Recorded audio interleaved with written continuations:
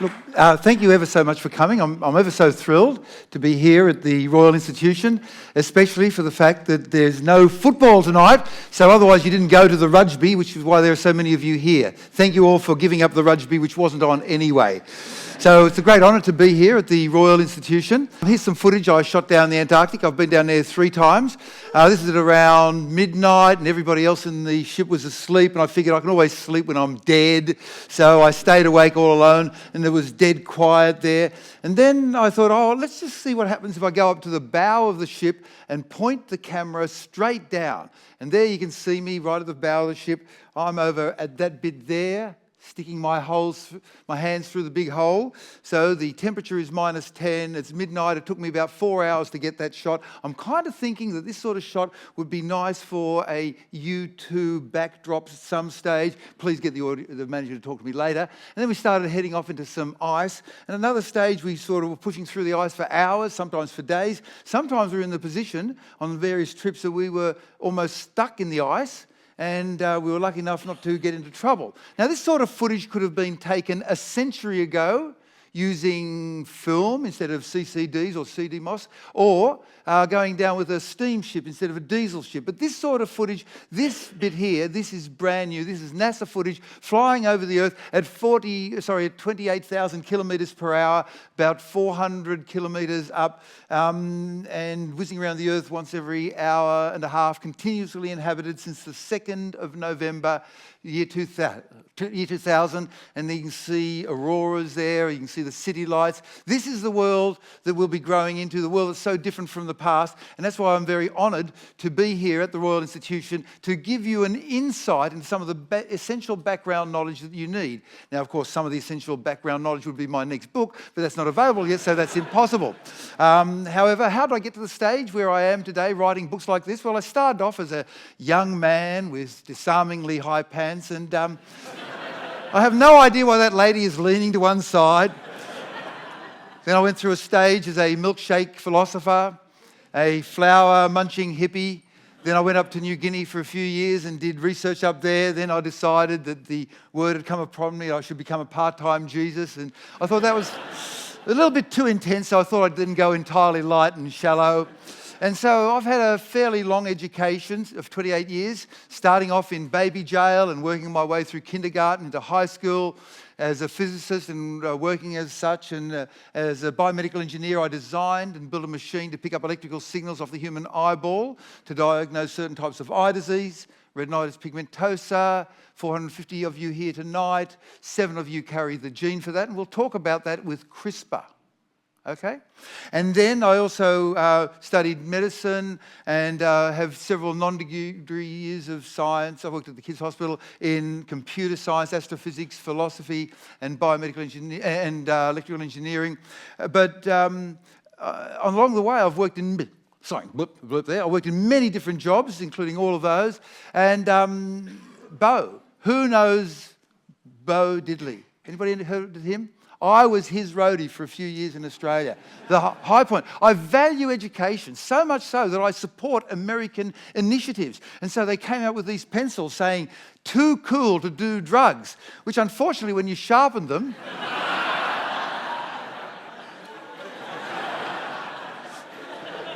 just finishing off with drugs.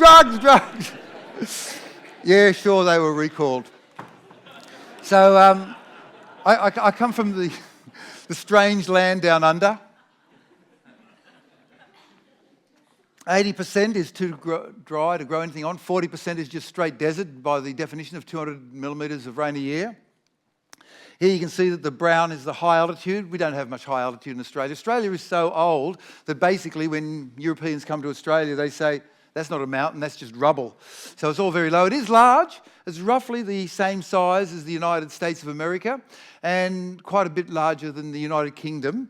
This is the four-wheel drive that we started off in. The family and I have spent some 20 years travelling through the Australian outback, test driving four-wheel drives. And here we are in the Finke River, where we got bogged. Think river. Oldest river in the world, 150 years old. You can see we're way down, pulling out the chain to get us out. And in Australia, you might not realise this, but the rivers are upside down. The majority of the rivers are upside down with the sand on top and the water underneath. Dig down a metre or two and you find crystal clear water purified by flowing through hundreds of kilometres of sand. And over here we have the essentials we needed: solar cells, fuel. On our biggest trip we needed lots of fuel, 600 litres, and we also needed lots of nappies, this many nappies. And so this trip basically covered 2,000 kilometres, starting off in the middle of Australia, heading west for 1,000 kilometres, turning right, or as we Australians say, chucking a righty. Is that British? Yeah, okay. And then we went right for 1,000 kilometres. In that 2,000 kilometres, we saw only one group of travellers. We had to carry all of our own fuel, 600 litres, and we had to carry all of our own food. There were no shops, no signs of human habitation, only one bunch of travellers coming through. We didn't see anybody apart from that for an entire month. The Australian outback is red because rust, yes, huge mountains of iron ore, which then erode over the millennia, over the millions of years. And so in the rest of the world, if you bring in electric telegraph, you need two wires, one in and one out. In Australia, you only need one wire in, you just drop it into the ground, and the ground carries enough electricity to carry the signal back. So when we were heading north, 1,000 kilometres, there were one sand dune every 2 kilometres. So to get over a sand dune, you basically need a light vehicle. We weighed 5.25 tonne. You need a big engine. We had a tiny 3-litre petrol engine, but at least I could fix it because it was petrol, not diesel. And you need big balloon tyres without tread. We had aggressive rock tyres, 14 ply, because the only thing that's 2 ply in the Australian outback is toilet paper. That's how tough we are. And so we'd go running at the sand dune and get bogged, and then reverse down in our own wheel tracks and normally get over on the second or third go. The sand dunes had this peculiar soft quality, beautiful sand. Some of those plants had roots going down 20 metres. A plant this big, 20 metres, just to try and find some water. This is a plant called a honey grevillea, and close up you'll see that there are little transparent dots which happen to be dots of liquid honey, which I then put up to my face and then went, and there I am going, we're very corny glasses back then. We got our water. We drank 1.5 tonnes of water because the temperature was 48 in the daytime, dropping down. This is the bit where I'm telling you about myself before I get into the real show. We were dropping down to about 35 degrees at around 2 o'clock in the morning. And when we, in fact, took our daughter after 8 weeks, so there she was. She's a bit older now, but we took her there into the desert when she was 12 weeks old and popped out a month later. And we went into a supermarket, and the temperature there was a nice, comfortable 30 degrees centigrade, and she went into total peripheral shutdown and turned purple on us because it was too cold. We got our water by drinking, finding it from a well. Sometimes it was beautifully clear. Sometimes it had dead birds, headless lizards, whatever it was. We drank it. And one time we threw down the bucket, and that's actually how we got our daughter. We found her. We drew her out of the water, and we thought that she was cute, so we thought we'd hang on to her with her intense blue eyes. On one of our other trips, we've spent 2 years in total in the Australian outback, covering 40,000 kilometres. We're at Shark Bay over on the left-hand side of Australia, and we saw these things. Now, you might think, that's just a rock. That is not a rock. That is a stromatolite. Microorganisms that have gathered themselves together and formed colonies, and then as the water flows in and out, they trap and they gather and they cement together any tiny bits of grains, and then they form themselves into what the fancy marine biologists call a layered biochemical accretionary structure. And that is the oldest living creature on Earth. No, not that particular one, but they've got a genetic record going back to 3.5 billion years. That rock, so you walk on it and you think, sort of soft and squishy, and you're walking on what was there 3.5 billion years ago, or 6,000 years ago if you're a born-again fundamentalist, gun-toting redneck Christian from Texas. Okay, and then we saw these beautiful beaches, and you think, oh yeah, nice beach. By the way, you've got to have 2 spare tyres in the outback. And the beach is covered with these shells. 80 kilometres. Imagine just this totally isolated from everywhere. And you walk into the water and you see these dolphins and you think, oh, aren't they sweet? They love us. We love them. They're so lovely. Not in Australia. We know about dolphins. The bottom line is that everything in Australia will kill you. As you get in your rented car and leave the airport, poisonous snakes and spiders will crawl out of the air conditioning vents. Let me tell you, the drop bears, they're terrible. But there is another way around it, though. So with the dolphins, they're sort of beautiful and they love you, but no, they don't. They're killers. Like these guys. You see these off the coast of Australia. These are orcas, killer whales, leaping out of the water up to 10 metres long.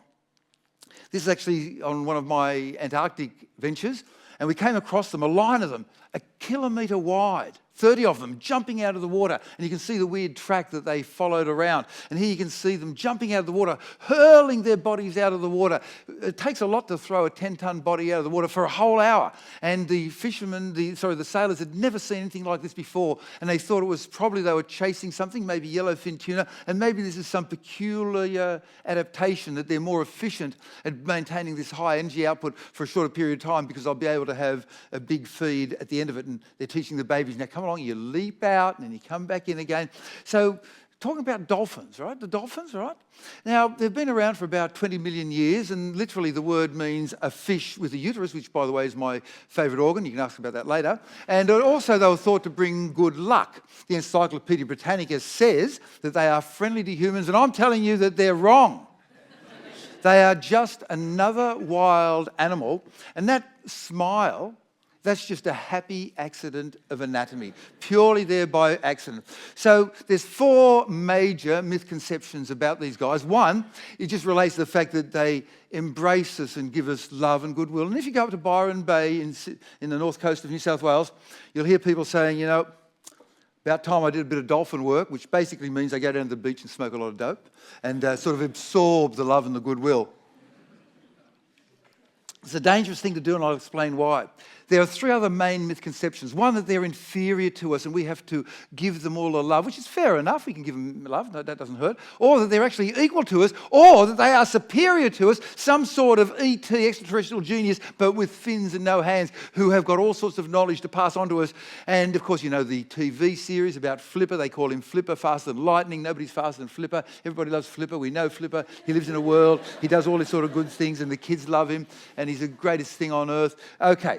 Then we get into severe drug work here. Here we got J.C. Lilly in the 1960s and 70s, who not only took probably his own body weight in acid, but also managed to get his ashes thrown into space. And he was a guy who thought that they were into telepathy and language. Lots of other people are into dolphins. John Denver's not here anymore, but he loved dolphins. The Red Hot Chili Peppers, they got their own song about him. Ash Grunwald, the Australian artist, he's great. A lot of people write songs about dolphins because they think that the dolphins love us and are friendly. But no, nothing in Australia is safe.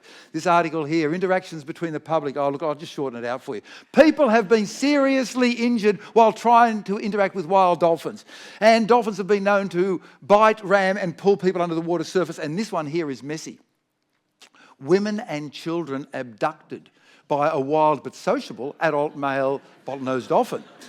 And then aggression in the dolphins. They attack each other. They do sexual attacks. They're really mean and nasty. This book by the Australian Commonwealth Scientific Industrial Research Organisation, CSIRO, has a paper in there by Amy Samuels. Now, she's one of the top people in the world on dolphins. A review of the literature pertaining to swimming with wild dolphins.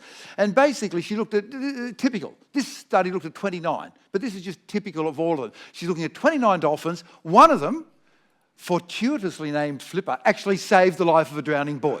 Wonderful, that proves it, right? No. 18 attacked humans and broke ribs and spleen, and 13 tried to love humans very much in a special way. Now, these dolphins, they range in size from quite small to fairly large, and they include the pilot whale and the killer whale. The killer whale is not a whale.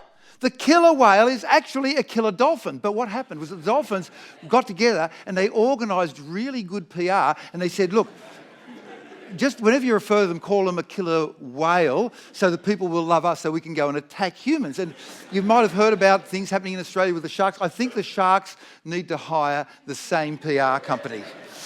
Okay, so that sort of gets we're almost got the introduction about me out of the way there. Now we'll move into the next stage, which is about how I'm not going to give you guys an exam. And the reason I'm not going to give you guys an exam is because I have too much respect for certain members of your family. I'm talking about the dead grandmother exam syndrome. And way back in time, Mike Adams of Connecticut realised that there was something going on. Student would say, look, I'm sorry, couldn't do the exam last Tuesday. My grandmother, she died. And he'd look at his watch, give sympathy for 5 minutes. 5 minutes and 1 second, he'd say, but I can give you a make-up exam next Tuesday. And quick as a flash, he'd say, oh, sorry, I've got another grandmother. She's dying next Tuesday as well.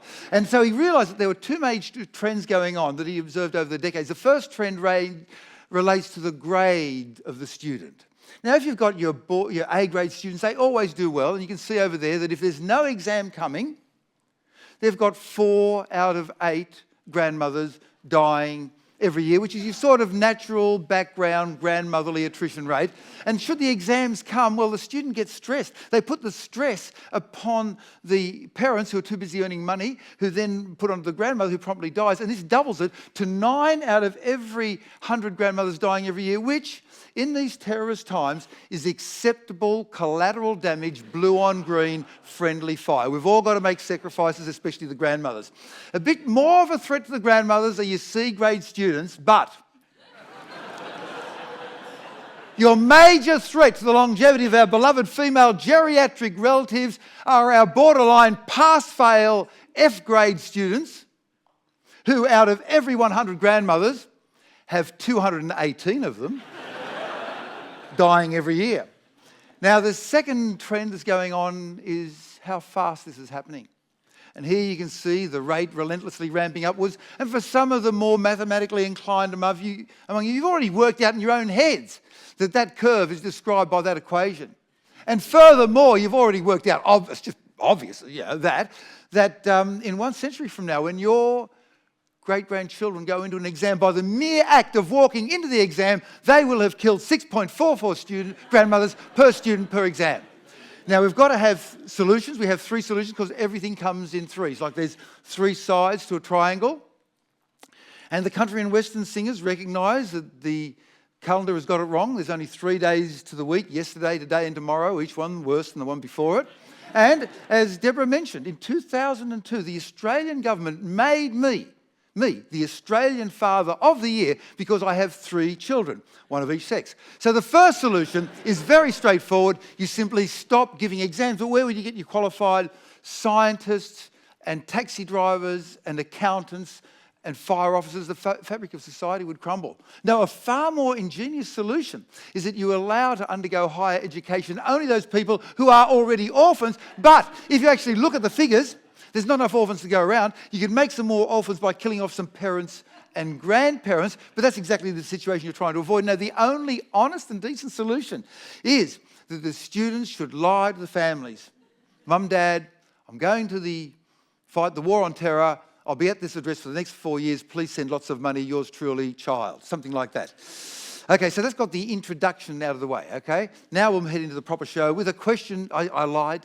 I'm sorry, I said there wouldn't be any exam. Here's the first exam. What is this a map of? Anybody know what this is a map of? It is a map of the internet in 1969, the entire internet for the whole world. Now, over there on the left, you can see SRI, Stanford Research Institute. Any of you with a smartphone that's an Apple ever wondered why she has the name Siri? That's why. Siri. What is this? Second one. What is this a map of as well? The white countries, according to this book by Stuart Laycock, are all the countries that we didn't get around to invading. British invasions began a long time ago, back with Claudius Albinus, who tried to invade Gaul and lost. And then you had the British Empire, which covered a huge amount of the globe. But let's, for the sake of this book, all the countries we've ever invaded, and a few we never got around to, let's also include any British military presence anywhere, no matter how short a time, and normally there because of threat, of force or negotiation or payment or whatever. It turns out that the number 2 country in the world at invading other countries is France. And in a curious, I don't know what, it turns out that France has endured more invasions by the United Kingdom or the British than any other country on earth. The USA is making an honourable effort, but they're late starters. So far, they've only invaded once every 14 months of their 250-year reign. But then you look at this and you think, hang on, what's that little dot there in the middle of Europe, in Vatican City? They didn't invade Vatican City. Well, we were just there last week, and here's this magnificent statue. Beautiful. By the way, the bright thing at the bottom in the middle is the door that's open that normally isn't open. But it's of the Pope Alexander, and underneath him there's the Pope Alexander, and there's some angels underneath worshipping him and being nice to him. But notice the fine detail. Notice the arrows pointing to a skeleton. At the top, you see a hand, not an arm, just not an arm with flesh, just bones, holding something.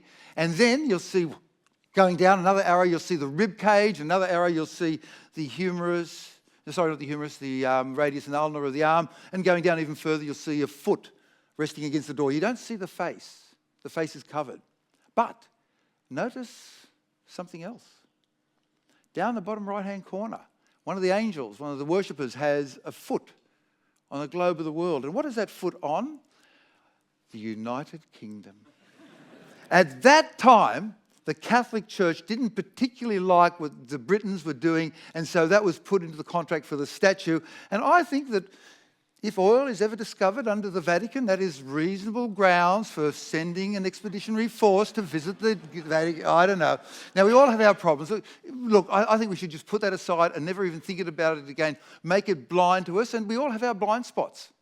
The Americans have their blind spots. Now, when I say American blind spots, this is only because, in this next section, that we have the figures for America.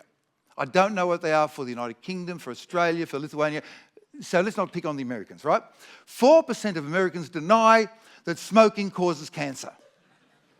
6% deny that if you have a mental disorder, that in any way there is anything physical, electrical, hormonal, chemical going on in your brain, that basically you're just weak or you've been taken over by the devil and you should just snap yourself out of it. 8%, for some unknown reason, have got something against DNA. I don't know why. 15% deny that childhood vaccines work. 25%, this is truly astonishing. The study has been done by Science magazine over the last 40 years, and it varies between about 22% to 28%. 25% of Americans deny that the Earth goes around the sun. 40% deny that global warming exists, that we caused it, that it'll be expensive to fix. They also deny that the world is older than 10,000 years, that evolution exists, even though we have the antibiotics coming through not quite as fast as the bacteria evolve against them. And they also deny that radiocarbon dating is accurate. And 51% deny that the Big Bang ever happened. So if we're living in a world like this, and this is you and me and the people around us and the deliberate disinformation, there is certain essential knowledge that you need to be able to survive in this world. And you all know the biggest event, the biggest scientific, philosophical event of the year 2015. And we need the knowledge I'm going to give you to help you deal with that event. Woke up this morning and my newsfeed was a mess. Everybody's talking about the colour of the dress. Where'd she get it from? Was it blue? What was the colour? Okay, there you go. That's enough. Now, I'm not talking about this dress. This particular blue dress, all this dress did was Nellie bring down the President of the United States. Kids, if you don't know about this, do ask your parents. And especially ask them, Father, Mother dear, why was the dress stored in the freezer? Moving right along to the dress. Okay, question from the audience. No moral values associated. Who sees the dress as blue? Show of hands, right. Now, who sees the dress as white, please? Yes. Same dress, I didn't touch anything. Okay, but now, the people who saw it as white, you see it as blue. And now you see it as blue. And there it is, white again. What's going on? Well, basically, it's a visual illusion. How many lumps which, by the way, should be thought of as an inability of the brain to deal with reality. So here's some lumps of 4B2, as they called it in the pre-metric times. How many lumps of 4B2 are lying on the ground there? Yeah, there's 4 lumps of 4B2. What about over here? How many lumps of 4B2 are lying down on the ground? 3, yeah, there's 3 lumps of 4B2, aren't there? Right, yeah, okay. Let's get into it then. So there was a wedding in the United Kingdom, and somebody married somebody, and marriages are wonderful. And the mother of the bride bought this dress from Roman originals, yep. And then, there it is. And you can see quite clearly that the dress is advertised as blue. And then, this is very disturbing. They put an apostrophe in on the word "it's" that should not have been there. Yeah, I just had to get that off my chest. Moving right along, the mother then posted the photograph, the famous photograph, and then there was a bit of a dispute about the colour, but the wedding was coming and people thought that was more important, so they forgot about it until this person got involved. Now, this is Caitlin, and she was a singer and guitarist with the band that was playing at the wedding, and she'd look at it and sometimes she'd go, blue, white, blue. By the way, is there anybody in the audience who, depending on the circumstances, can see it as both blue and white? Right. The rest of us should follow them, sit at their feet, give them all of our money and worship them, for they are the new generation. They have secret knowledge. So the blue dress was messing with her head. And she posted it onto Tumblr, and then shortly it went on to BuzzFeed. Onto Tumblr, this is the original snapshot of it going onto Tumblr. And then with BuzzFeed, at one stage, over 2/3 people were simultaneously watching it, and they had to employ, over the period of time that it became a phenomenon and went away, many, many extra teams of people to sell advertising over that period of time. They then called in the top electro-neurophysicists in the world, and Tay said that she was scared and confused, and it was obviously blue and black. Now, the essence of science is that you have peer review. So, of course, they got the other royalty in, the Kardashians, and Kim and Kanye disagreed with each other. So, I'll try and explain it to you. There's some good articles in the Scientific American and Scientific American Mind. It's a great illusion. It's a 6-part answer I'll be giving you. 5 parts we definitely have some sort of answer on. 1 part we definitely don't know, but I'll give you a hint. It's a visual illusion, or the brain can't, and shadows. Combination of that. Shadows. Now, I'm going to show you here a circle, which is incomplete. There's some pinky purpley dots. What I'd like you to do is follow the dot as it goes around the circle in a clockwise direction. Follow the moving dot, okay? I want you to follow the moving dot. Here we go. Follow the moving dot. I'll have a little drink of water now. Follow the moving dot. Yum. Now I want you to shift your focus to the cross in the middle. Who saw a change in colour? Yeah, blue, green. Okay, next one. So, can you count the dots there? Now, Deborah has said that we're going to give away a prize of a BMW, a house in London, and the Galapagos Islands to anybody who can count the dots. No. Here's another visual illusion. Here you can obviously see that there's a centre point and there's a bunch of colours coming out. If you look at the top left, you can see that there's a sort of a bluey spirally thing, and then there's a reddy spirally thing and a greeny spirally thing, kind of. Okay, let's go in close. Now notice this. The bluey one has got purple stripes across it. And then there's the orangey reddy one, and then there's a greeny one, which has got orange stripes. I am now going to remove all the orange and purpley off the screen. They're the same colour. So the first part of the answer is that the dress really is blue. Yes, the dress, it really is blue. And if you go into Photoshop and do colour picking, you can see, depending on where you pick, that there's blue here and blue there and blue there. It is definitely really blue, especially if you get it by itself. Second part of the answer. Our senses are good at relative measurements. If I give you 2 weights that are 10% different, this is called Weber's law in psychology, you can pick the difference. Less than 10%? No. More than 10%? Yes.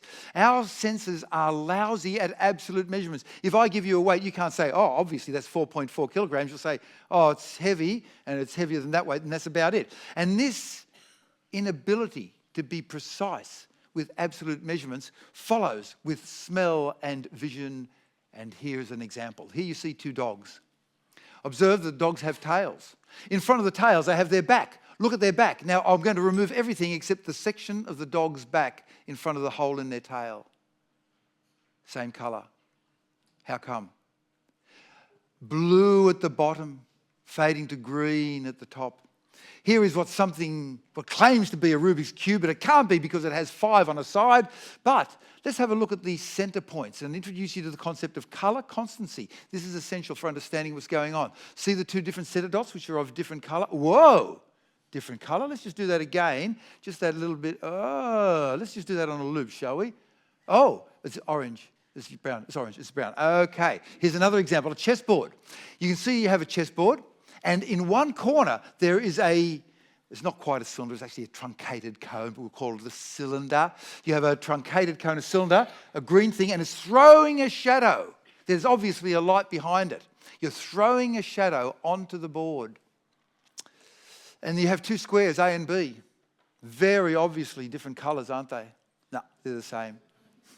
So, colour constancy. What is this thing called colour constancy? It is essential for us to survive because you want your food to be findable. You want your red apple to always look the same, whether it's in bright sunlight or in murky shade at twilight and everything in between. You want to be able to find your food. And so you have this thing called colour constancy where you compensate for the outside world. If you are to go into a nightclub which has red lights, you will see a sheet of paper which is really red because it's reflecting the red light. You'll see it as white. Colour constancy. So what you perceive, what your brain perceives of this crazy outside world around us is a combination of the true colour of the object that exists in front of you plus the colours or shades right next to it, remember the spiral, plus the overall ambient lighting. Is it in sunlight or is it in shadow? And now we're getting there. By an amazing coincidence, this dress was the most beautiful visual illusion of the year 2015.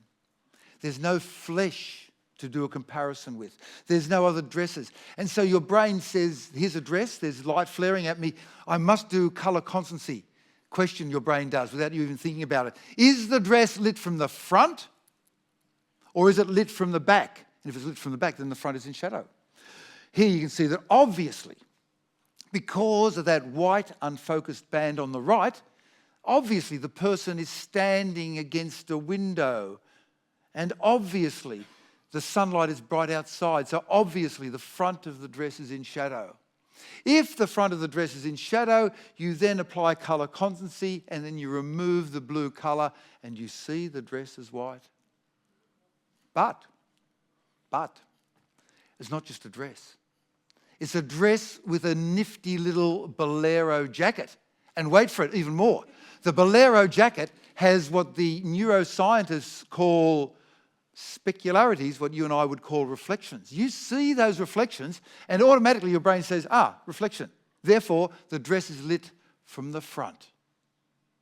Because the dress is lit from the front, you then go into the colour constancy. You do not remove the blue hue. You see the dress as blue. That's it. If you perceive it in shadow, you perceive it as lit, white, blue.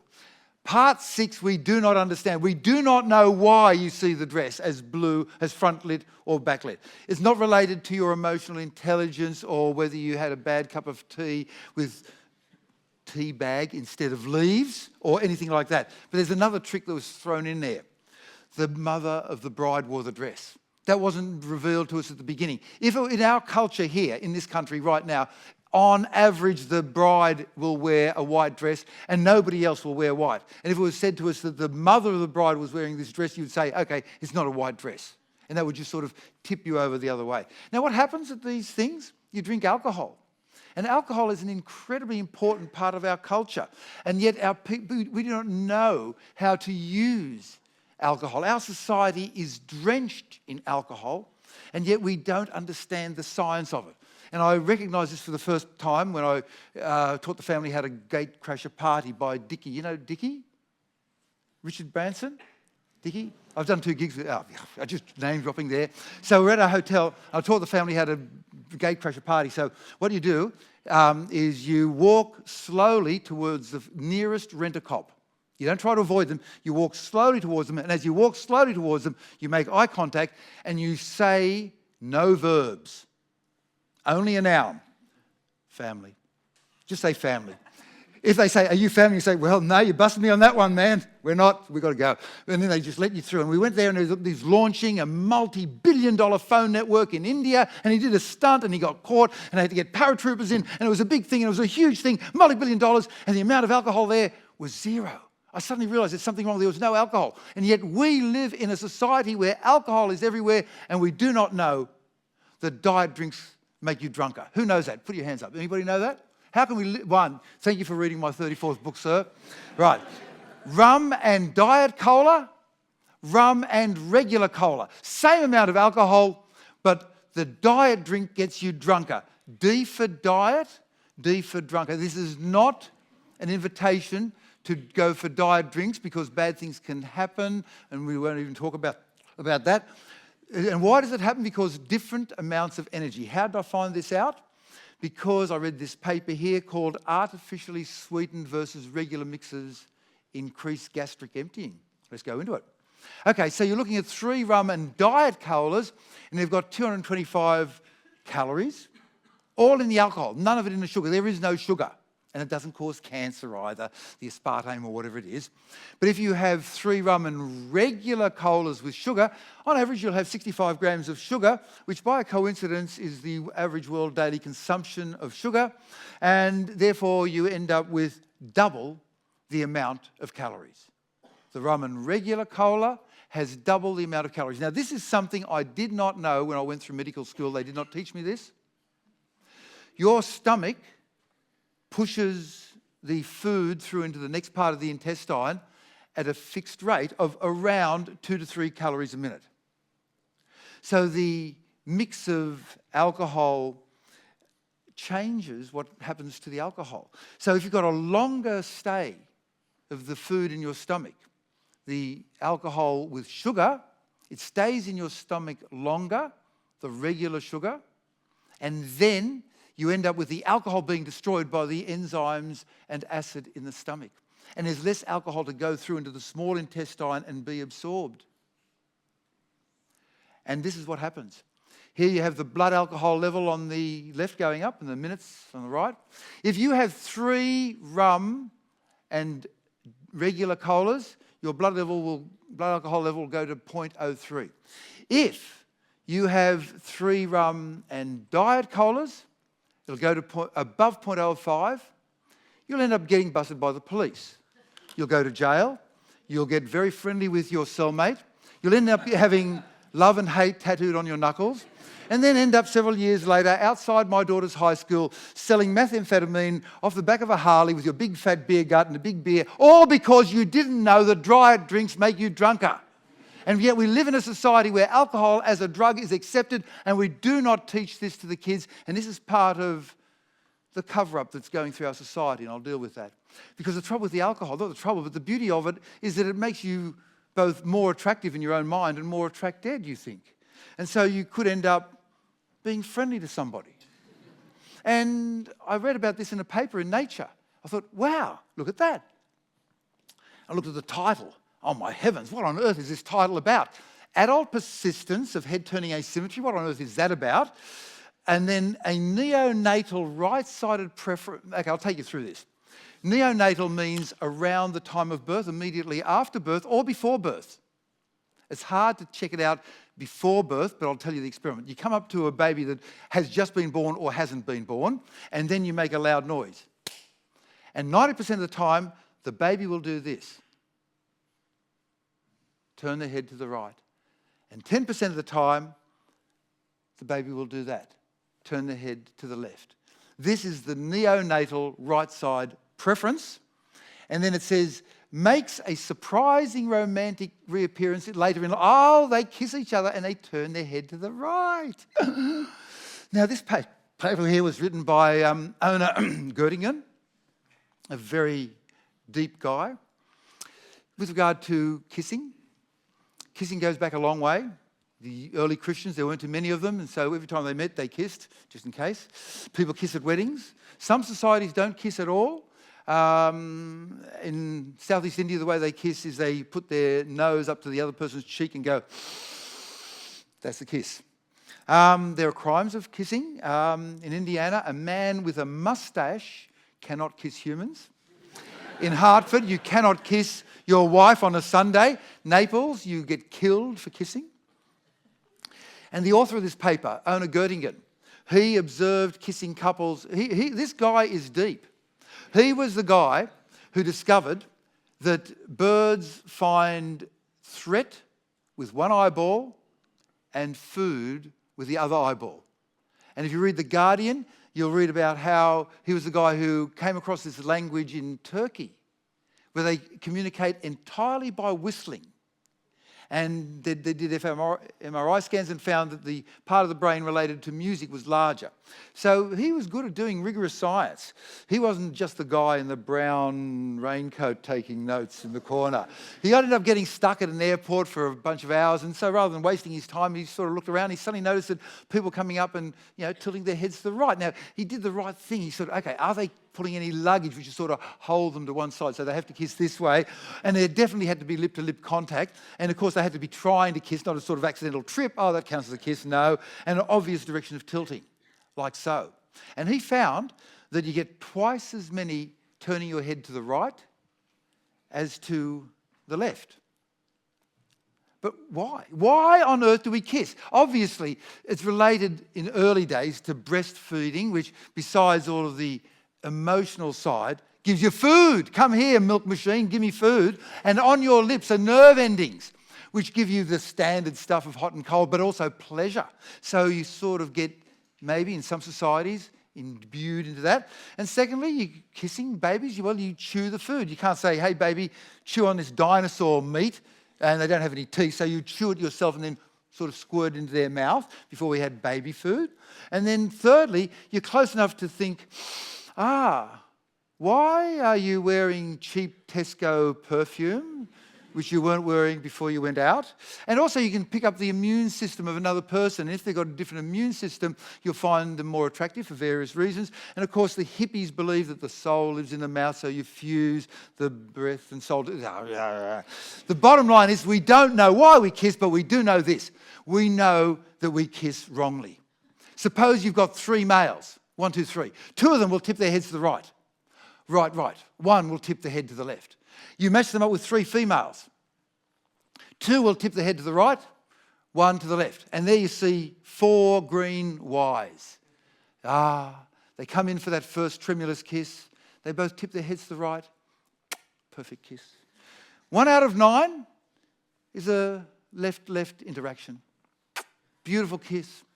4 out of 9 are this terrible situation, possibly soul-destroying to their entire psyche for the rest of their lives, where they come in, they bang foreheads, and the person they love they can't communicate with, they run off awkward and worried and embarrassed. And the trouble is that this is a terrible situation in our society, where the people are not taught how to kiss in primary school, in high school.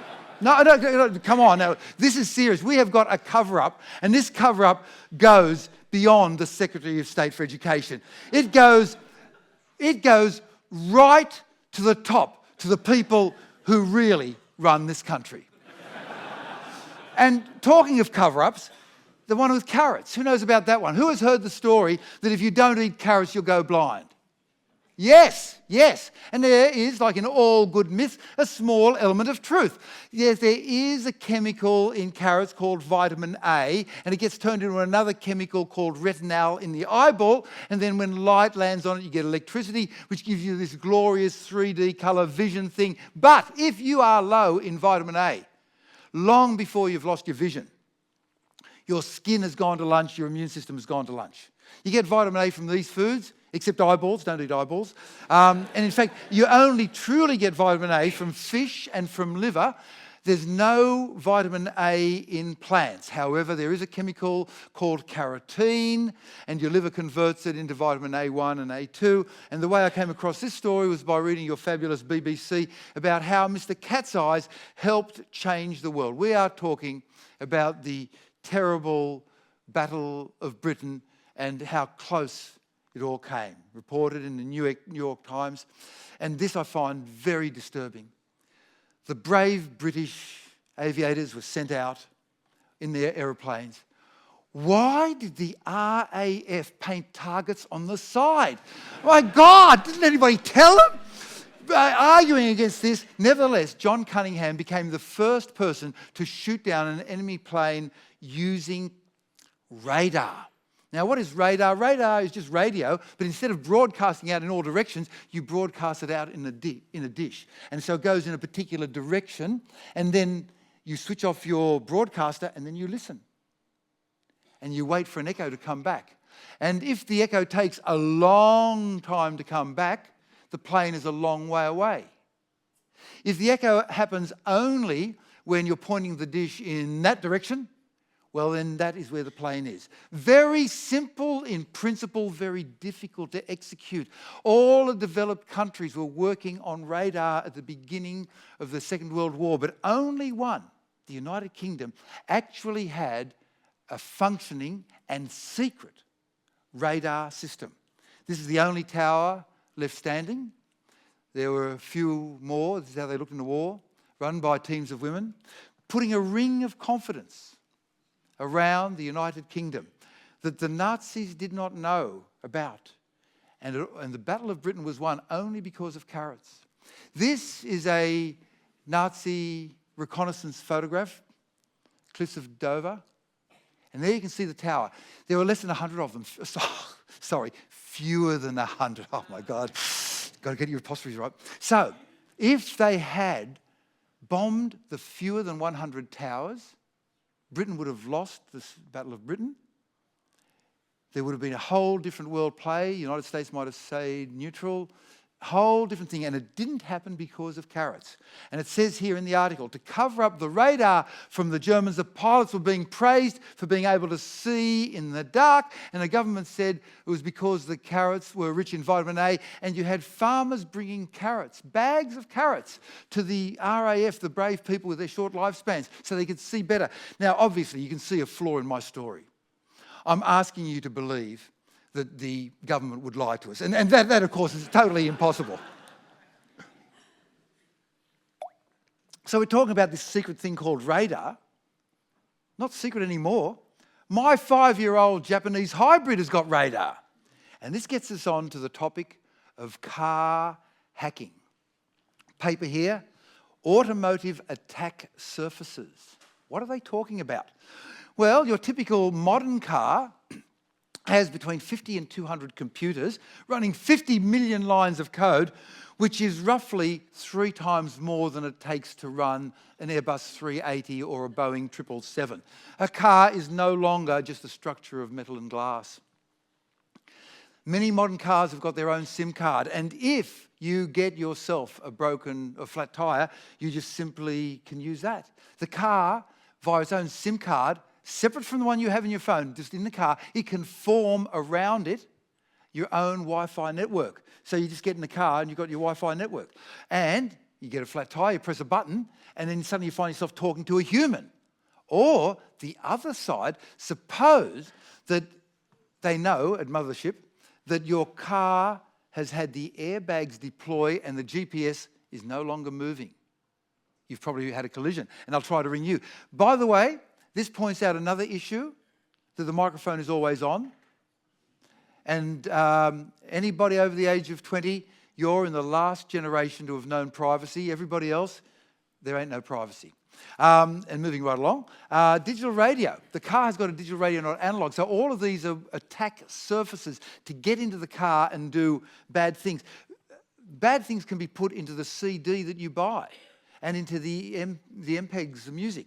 How do you know as you're driving down the road, and suddenly the car says your right front tyre is low?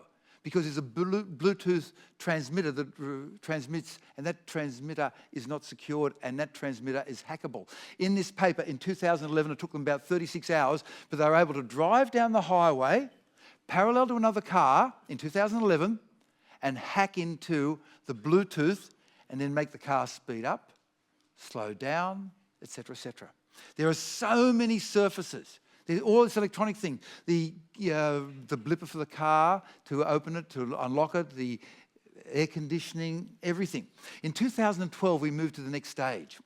And Charlie Miller from ex-NSA, and the good thing about the NSA, and let me just say this right now, I love the NSA because on one hand, they are recording every single thing that you do on the phone or on the internet. And the good thing about that is that if you accidentally delete an email, you can ring up the NSA in America and ask them what it was. The trouble is I can't seem to find their phone number.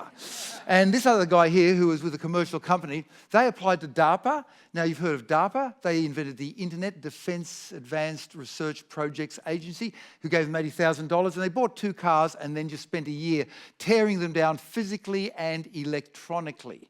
Here is the Prius torn down to pieces, and they could make the horn go, they could make it speed up and slow down and change direction and all sorts of stuff. And they could jerk the steering wheel, which is no problem if you're at low speed. It's a problem if you're travelling at highway speeds. And then things changed in 2015.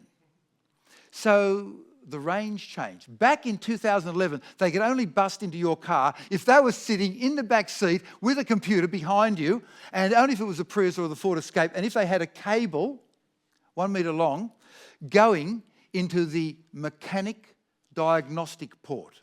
So you take your car into the service station and they plug a cable in and they say, oh, spark plugs are good, blah, blah, blah, blah, blah. So they could, if they were sitting in the back seat, that was the only way that these guys could take over your car. But then, a little bit more work, they found a flaw in the system of the Fiat Chryslers, and they could do it via Wi-Fi within 25 metres of you. Then they found another flaw, that if they were on the same mobile phone tower in America's Sprint, so anywhere between 25 kilometres, and then from the internet anywhere in the world, they could bust into your Fiat Chrysler or any other car. And so, a few months ago, Andy Greenberg went for a drive. And while we're fully organised, let me point out, they did not put anything in his car. It was just a regular car. And they said, go for a drive.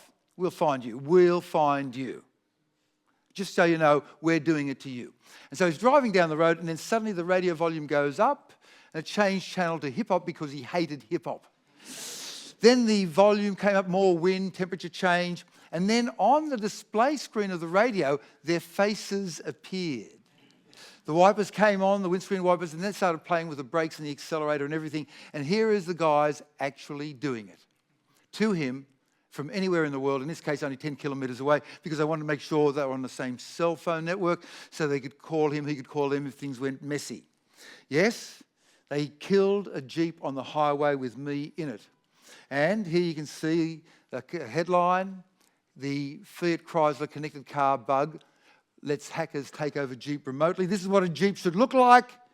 Here it is, having run off. See what's in front of the car? See that big dent in the road, in the grass? They hit it at speed. And he talks about it. And now they can do it anywhere, from anywhere in the world. And all they need is this kit. See that little black box? That's it. Battery powered. They can take over most cars if they have the time to understand it. The United States released a declaration that they had to get rid of this. They had to repair the 1.4 million cars. There's a recall over the hacking. It's real. Anybody here got a Range Rover? Sure, we can play with your doors, anything you like. And so you've got semi-trailers going down the road. Now, you don't call them semi-trailers, you call them Arctics, as in articulated vehicle. But in the United States, you call them an 18-wheeler. Is that right? Have I got the jargon right? Okay. And imagine if one of these is driving down the road and then suddenly one that's loaded with something inflammable, they all suddenly turn right at high speed. This is the world that we're living in. A few weeks ago, the American Food and Drug Administration told the hospitals to ditch these intravenous pumps. You can be there in a hospital, very sick, with liquid going into you, and people could increase or decrease the amount of chemotherapeutic agent, painkiller, antibiotic or fluid from anywhere in the world. None of these systems were designed with safety. and anything can be hacked. Your phone, your mobile phone can be hacked, and the most important thing on your phone, obviously, is the full set of selfies that you have. Selfies begin back with Leonardo da Vinci, doing it in a painting form. A little bit later in the mirror. Look, come on, look, the geniuses do selfies. Here's one genius. Here's another genius. That's the Kim Kardashian with her buttocks. This is the first apparent photographic selfie, and in 1839, and here's somebody doing it in 1924. We're doing it in space. The Opportunity rover took some selfies, and in the first selfie on the left, you can see that the solar cells are covered with dirt. Bad. Wind came up. Good. In March. Clean. Pope Francis has done a selfie. And these guys here did a selfie at the Nelson Mandela Memorial Service. You had the Prime Minister of the United Kingdom and of Denmark and some other dude. And notice that 3 people are happy and the 4th person is not happy on the extreme left. Maybe because we're at a Nelson Mandela, the God of Kindness Memorial Service, or maybe because she wasn't in the selfie, who knows. On the other hand, this is one of the most famous ones, the Ellen DeGeneres one. And here is my Meta double selfie. That's me there with half a beard as I was in first year medical school. The word selfie itself was named in 2013 as the Oxford English Dictionary Word of the Year because they pick as their word of the year a word that has attracted a great deal of interest during that year. And they had these surveys over the web and everywhere else finding that the frequency of the word selfie in the English language increased by how much? 17,000%. Now, let me point out very carefully that 17,000%. I want you to remember that number for a bit of a while. So here's a summary. It increased by 17,600%. If you round up 17,600, don't you get 18,000? Oh, these people with words, they're no good with numbers. Anyway, but they were right with one thing. They said that the selfie dates back to a 2002 Australian online forum. And by a coincidence, I come from Australia. And so on this forum, a man called Hopi, really Nathan Hope, but we Australians are very lazy. We shorten everything down, get rid of everything that we can, and just put a Y on the end. And here he is talking about the fact that he's had a problem with some stitches in his mouth, and they're hurting, and they say, look, hey, come on, why did you have stitches put in your mouth? And then he posted this photograph, and then he said, at 3:19 p.m. and 29 seconds on the 13th of September 2002, drunk at a mate's 21st, I tripped over and landed lip first with the front teeth coming a very close second on a set of steps. I had a hole about 1 centimetre long through my bottom lip. And then he said this sentence. Sorry about the focus. It was a selfie. And that was the first time in the history of the universe that the word selfie got written down anywhere on this homepage belonging to K2. Who's K2? Oh, me. Oh, shucks, I didn't even know. Oh. Everybody's taking selfies. The astronauts are taking selfies of themselves. So let me talk to you about an important thing. The concept of a moonshot. We've got some sound coming through, Dr. Jeff. We choose to go to the moon. We choose to go to the moon in this decade and do the other things, not because they are easy, but because they are hard. Because that goal will serve to organize and measure the best of our energies and... So, a concept of a moonshot in physical, economic terms is that a country spends hundreds of billions of dollars in a decade or more on a single project. So the United States moonshot was an example of that. And when he said that, they had a total of 16 minutes of space experience. They had not even done a single loop around the Earth, and the payoff was tremendous.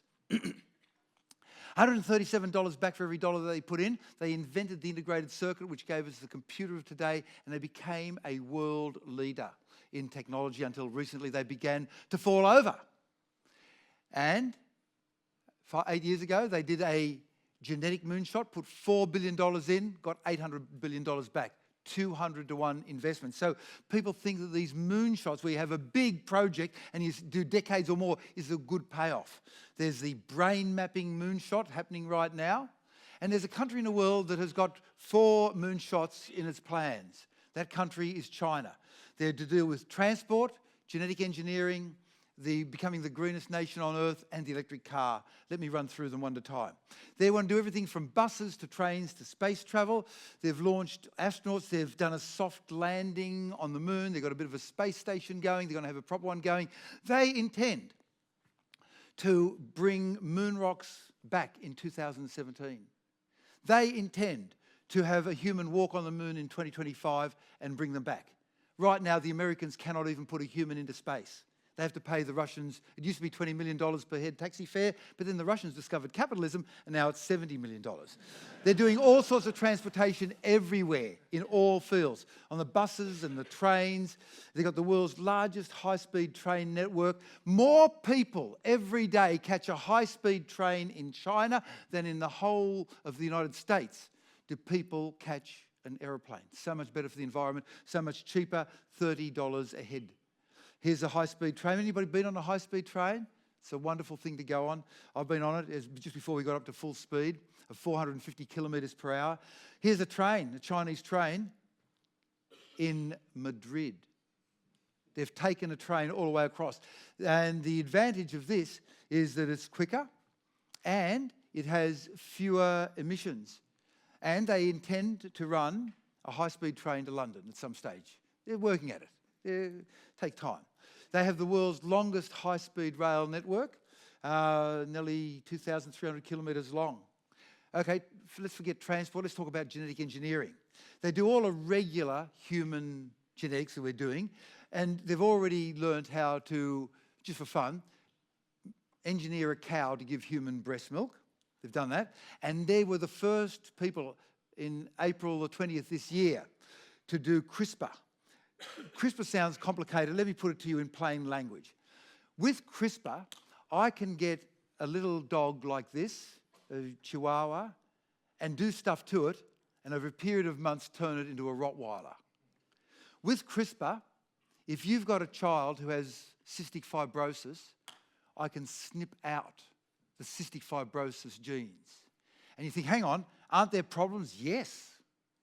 Suppose you want to have bigger muscles, different eye colour, different hair colour, smaller waist, bigger waist, whatever you want, you can do with CRISPR. The Chinese have failed. There's a Chinese saying, fall 8 times, get up 9 times, which doesn't make sense because if you fall down 8 times, you only have to get up 8 times. But I think there's a metaphor in there that you climb up the 9th time and then fly to the heavens. And they're also mapping all varieties of rice that are known. And you think about, well, what's the big deal about rice? Well, 20% of the world's, 30% of the world's calories come from it. In the 1970s, there was the rice grassy stunt virus. You've never heard of it. Nobody's heard of it, unless you do biodiversity. And they tested, it was attacking all the rice on Earth. Literally, almost. Metaphorically then, okay, metaphorically. And they tested all these varieties of rice, and the number of resistant varieties of rice in the whole world was 1. Had they not found that one variety of rice, there would be no rice left. How could you have Indian food with, I don't know. It had been known to science in India since 1966. And so the Chinese are now mapping all of the rice. So if something attacks their rice, they can do something about it. That's their genetic side. The green side, they want to become the greenest nation on Earth. You might not know it by reading the Daily Mail. I read the Daily Mail for the first time. It's an interesting paper. I have made the front page of the Daily Mail twice in the internet version. Firstly, at the Kanye West concert, where I was really rocking it with my dancing moves. And secondly, with my interaction with Lady Gaga, when she interacted with me twice from the stage and called me Yellow Pants. I love the Daily Mail. And so you won't find this by reading the Daily Mail, but since 2013, of all the electrical generating capacity that's being installed in China, more is renewable than is coal. Right? They want to become the first ecological civilization, and every 3 months they push the goals harder and harder and higher. And this is why. The dirty air. Not just because the dirty air makes things bad, because it can kill people. So let's just talk about the money side of it. Subsidies, right? In 2014, the world as a whole, as a single unit, earned $70 trillion. The fossil fuel industry got not subsidies, they're called investments of 5.65 trillion, which is 8%. So let me just get this straight. The fossil fuel industry is making a huge profit. When was the last time you saw a fossil fuel company at your local primary school with a cake stall on a Saturday morning to organise money, right? They're making huge profits. They're causing global warming. They're killing people with dirty air. And on top of that, for every dollar that is mentioned, that is earned, they get 8 cents on top of all of the damage they're causing. Whereas renewable energy, they don't get investments, they get a subsidy of 0.05. Is it business as usual? Why is this happening? We don't know. We don't know. It's happening, it's wrong. And let me introduce you to an economic term, hidden externalities. Drop in lifespan in northern China. And here's a scientific paper, evidence on the impact of sustained exposure to air on life expectancy. Here's the abstract. And the abstract says, this policy in China that increases the total suspended particles, so they're PM2.5s, PM210s, look them up in the web, is causing something. What on earth is it causing? It's causing the 500 million, that's 500 million people to lose something. And what are they losing? They are losing 5 years of their life. 2.5 billion life years of life expectancy. Okay, let's look at the United States first, then come back. In the United States, we've got carbon dioxide, which we know is causing global warming. The dirty air is also causing, when you burn anything, it's also causing 25,000 deaths a year. Who is paying for the hospital costs and compensation to the families and to those people? Is it the people who are creating the pollution? No. Therefore, it's called a hidden externality. In China, the same situation, and the economic burden upon the country as a whole unit is too great, and that's one of the reasons, just pure economics, that they are going to become the greenest nation on earth. Now, there are a few things, like the democracy thing, but Abraham Lincoln got it right. He said, you can fool all of the people some of the time, and you can fool some of the people all the time, but if you can fool half the people one day every 4 years, you've got a democracy. And their fourth one is the electric car. Now, by a coincidence, the electric car, which uses about 20 kilowatt hours per day, also uses the same amount of energy that it takes to run a house. Run a house for a day, run a car for a day, 20 kilowatt hours. And their dream is that they'll have these cars married to the grid. The car's only driving for an hour or two each day. And so the rest of the time it's either sucking electricity from the grid or giving it back. And the Chinese want to have, within 10 years, 100 million cars, electric cars. Let me just point out the significance of that to you. In the car industry, which I love to pieces, they make what they call 60 million units or cars a year. 60 million. The Chinese are not going to make 10,000. They're going to make 100 million. And they will, because they don't have to worry about the democracy thing. Now, it's not just China that's doing moonshots. You, Britons, are also involved in a moonshot. With us, in Australia, and with the friends in Europe and in the United States. And since the year 2003, together, all of us, we have poured $4 trillion into this moonshot to bring peace and democracy to Iraq and Afghanistan. That's 12 years. 12 years has got 4,000 days. 4,000 days, $4,000 billion, $1 billion a day is what we're spending on bringing peace and democracy, and we've been doing it since 2003. For $1 billion, you either get a baby health centre, and then the GPs, and then the small hospitals, and then the big hospitals where you can get everything done, or for $1 billion, you get the baby jails and the kindergartens and the primary schools and the high schools and the universities. And if we had done this all around the world, we would be Santa Claus and everybody would love us. I can see, where's Deborah? We're 8 minutes past the hour, so I'll just stop right there right now and open up for questions. So thank you very much.